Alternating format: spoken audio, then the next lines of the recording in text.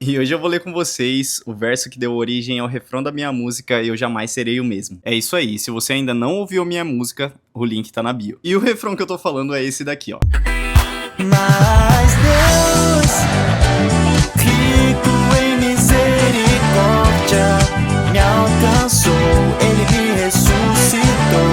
E o texto que eu referencio nesse refrão é o texto de Efésios capítulo 2, a partir do verso 1, mas mais especificamente o verso 4. E o texto diz assim: E vos vivificou, estando vós mortos em ofensas e pecados, em que noutro tempo andaste segundo o curso deste mundo, segundo o príncipe das potestades do ar do espírito que agora opera nos filhos da desobediência, entre os quais todos nós também antes andávamos nos desejos da nossa carne, fazendo a vontade da carne e dos pensamentos, e éramos por natureza filhos da ira, como os outros também. E aqui nós aprendemos que nós estávamos mortos nos nossos próprios delitos e ofensas contra o Senhor. Nós éramos como criminosos diante dele. E isso tudo devido ao nosso pecado. E é muito interessante você pensar sobre isso, porque aqui não é um erro contra o seu pai, não é um erro contra a sua mãe, não é um erro contra um amigo seu. Aqui é um crime que você cometeu contra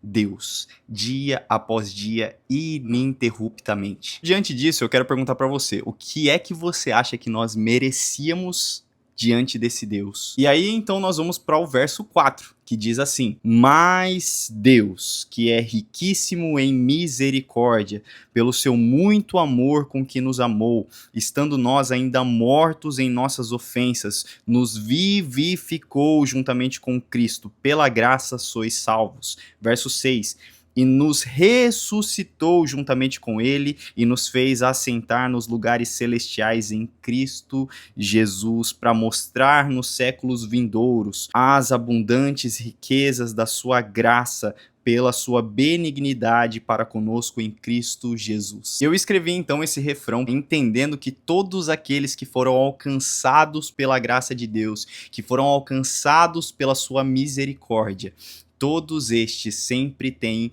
um mais Deus na sua história. Todos nós que fomos alcançados por essa grande misericórdia de Deus que nos alcançou e nos livrou da morte e da condenação eterna.